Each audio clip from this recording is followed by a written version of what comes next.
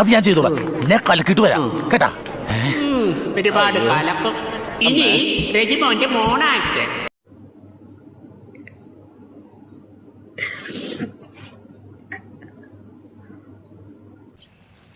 എന്താണ് ഇത്?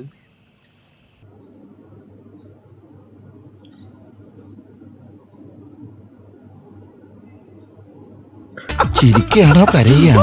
സത്യം പറഞ്ഞാൽ കിച്ചു പറയുന്നത് കേട്ട് കഴിഞ്ഞാണെങ്കിൽ രേണുസുദിനൊക്കെ ചൂലെടുത്ത് അടിക്കാൻ തോന്നുന്നു. അതൊരു സത്യം മാത്രം. ഒരു ദിവസം ഒരു വീഡിയോ കോളില് ഇപ്പൊ കാണുന്ന അമ്മയില്ലേ രേണുസുതി, അവമാനിക്കരുത്. ഞാൻ നല്ലൊരു കുടുംബത്തിൽ പറഞ്ഞവനാണ്. നീ നല്ല കുടുംബത്തിൽ പറഞ്ഞു, ഞാൻ പിന്നെ മറ്റേ കുടുംബത്തിൽ പറഞ്ഞാണല്ലോ. അച്ഛനും ഇങ്ങനെ എന്റെ അടുത്ത് വന്നിട്ട് ഇങ്ങനെ ഒരു ദിവസം എടുത്ത് വെച്ച് ഇങ്ങനെ ഞാൻ കല്യാണം കഴിക്കട്ടെ, നിനക്ക് എന്താണ് പറയാനുള്ളത്? അച്ഛന് ഇഷ്ടമാണോ? ഞാൻ അച്ഛന് ഇഷ്ടമാണോ? നമുക്ക് ആ രീതിയിൽ പറഞ്ഞു.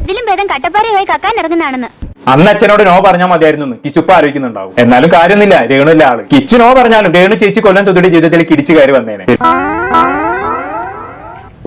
ഞാൻ, അച്ഛൻ, അമ്മ, ഋതപ്പൻ, അമ്മയുടെ ചേച്ചി, അളിയൻ, രമ്യ ചേച്ചി, അളിയൻ, അവളുടെ 2 മക്കള്, പപ്പ, അമ്മ, ഇവരെ ഇത്രയും പേരുടെ ചില അച്ഛൻ ഒറ്റയ്ക്ക് നോക്കിക്കൊണ്ടിരിക്കുന്നത്. എനിക്ക് നല്ല വിശപ്പുണ്ടെന്ന്.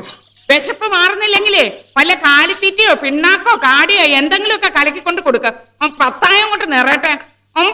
തിന്നു മുടിക്കാൻ മാത്രമായിട്ടൊരു ജന്മം. ഇവരുടെ സ്വഭാവം എല്ലാം ഒരുമാതിരി സ്വഭാവം ഇവരുടെയൊക്കെ. ഇവിടെ അവിടെ ജോലിക്ക് പോത്തില്ല, അതിന് അടി. ഇതുപോലൊരു നശിച്ച ജോലി എന്റെ പൊന്നു സുഹൃത്തുക്കളെ വെറുത്തുപോകും. പിന്നെ എന്ത് പറഞ്ഞാലും ഇവർക്ക് എന്തെങ്കിലും പൈസയൊക്കെ എന്തെങ്കിലും കടം വാങ്ങി ഇതൊക്കെ പറയണോ? എനിക്ക് കുറെ കാര്യങ്ങളുണ്ട് എനിക്ക് പറയാം. എനിക്ക് എങ്ങനെ പറയണോന്ന് അറിയത്തില്ല.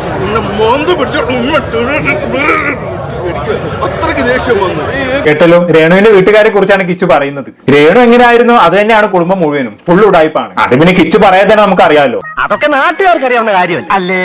തങ്കച്ചന്റെ ഒക്കെ ഇന്റർവ്യൂകൾ മുമ്പ് നമ്മൾ കണ്ടിട്ടുള്ളതാണല്ലോ. അയാളുടെ സ്വഭാവം എന്താണെന്നുള്ളത് നമ്മൾ നേരത്തെ മനസ്സിലാക്കിയതാണ്. അയ്യോ ഓർമ്മിപ്പിക്കല്ലേ പൊന്നെ.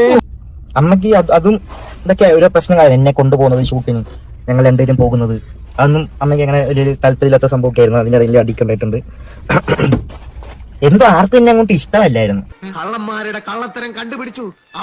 എന്തൊക്കെയാ നീ ഇവിടെ കാണിച്ചത്? കിച്ചു പറഞ്ഞത് കേട്ടില്ലേ? ഫ്ലവേഴ്സിന്റെ ഷോയിൽ പോകുന്ന സമയത്ത് സുധി കിച്ചുവിനെ കൊണ്ട് പോകാറുണ്ടായിരുന്നു. പക്ഷെ രേണുവിന് അത് ഇഷ്ടം ഉണ്ടായിരുന്നില്ല പോലും. സ്വന്തം മകനെ സുധി എങ്ങോട്ടെങ്കിലും കൊണ്ടുപോകുന്നതിന് ഇവൾക്ക് എന്താണ് ഇത്ര പ്രശ്നം? ഇവളുടെ തനി സ്വഭാവം ഇനിയെങ്കിലും നിങ്ങൾ മനസ്സിലാക്കണം. ഭൂലോക കളിയാണ് ഇവൾ. മകനെ അച്ഛനെ നിന്നും അകറ്റി നിർത്തിയ ഇവളാണ് കിച്ചു എന്റെ സ്വന്തം മകനാണെന്ന് പറഞ്ഞ് നാടകം കളിച്ചിരുന്നെന്ന് ഓർക്കണം. നിങ്ങൾ എല്ലാവരും അറിയണം, ഈ ഭദ്രകാളി ഉണ്ടല്ലോ, ചേട്ടൻ അനിയന്മാര് തമ്മിൽ തെറ്റിച്ച് ഒളിച്ചു വന്നിരിക്കുന്ന വേഷവിത്ത. അനുപേട്ടനെ വിളിച്ചിട്ട് എന്തോ ഇറ്റേ അനുപേട്ടച്ഛന്. അനുപേട്ടൻ പറഞ്ഞിങ്ങനെ രക്ഷിക്കാൻ പറ്റിയില്ല, സോറി എന്ന് പറഞ്ഞിട്ട് ഫോൺ ഇങ്ങനെ കട്ട് ചെയ്ത്. പ്രാർത്ഥിച്ചിരുന്നില്ലേ?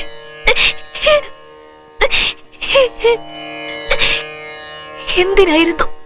വണ്ടിയിൽ കയറ്റി ഇങ്ങനെ കൊണ്ടുവന്നു പൊക്കോണ്ട്. അതിനിടയ്ക്കുള്ള ഒരു ഇത് പറഞ്ഞുതരാം. കാറിങ്ങനെ പൊക്കോണ്ട് കഴിഞ്ഞിട്ട് ഇവര് അടിച്ചുപൊളിയാ പോകുന്ന വഴിക്ക്. കൗതുക ലേശം കൂടുതലാണ്. ഇവര് 5 സ്റ്റാർ ഹോട്ടലിൽ കയറി ഫുഡ് കഴിക്കുന്നുണ്ട്. തുപ്പലിറക്കാൻ പറ്റുന്നില്ല എനിക്ക്. എന്താലേ, കിച്ചുവിനെ മരിച്ചുപോയ അച്ഛനെ കാണിക്കാൻ വേണ്ടി കൊണ്ടുപോവാണ്. അതിനിടയിൽ അവന്മാർ ഫുൾ ജോലി. ട്രിപ്പ് പോകുന്ന പോലെയാണ് ആ ചെക്കനെയും കൊണ്ട് സുധിയുടെ മൃതദേഹം കാണിക്കാൻ കൊണ്ടുപോകുന്നത്. മനുഷ്യനാവണം ആദ്യം, എന്നിട്ടുണ്ടാക്കുക നിലയും വിലയും.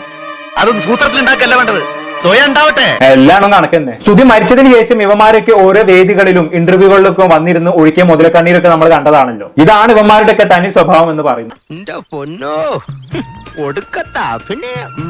ഇത്രയും കാലം താനിതെല്ലാം തുറന്ന് പറയാതിരുന്നത് ചിലരുടെ ഭീഷണി മൂലമാണ് എന്നാണ് കിച്ചു പറയുന്നത്. എന്തെങ്കിലും പറഞ്ഞാൽ നീ ലഹരി ഉപയോഗിക്കുന്ന കാര്യവും നിന്റെ തനി സ്വഭാവം എല്ലാം എല്ലാവരെയും അറിയിക്കും എന്ന് ആരൊക്കെ കിച്ചുവിനെ ഭീഷണിപ്പെടുത്തി പോലും.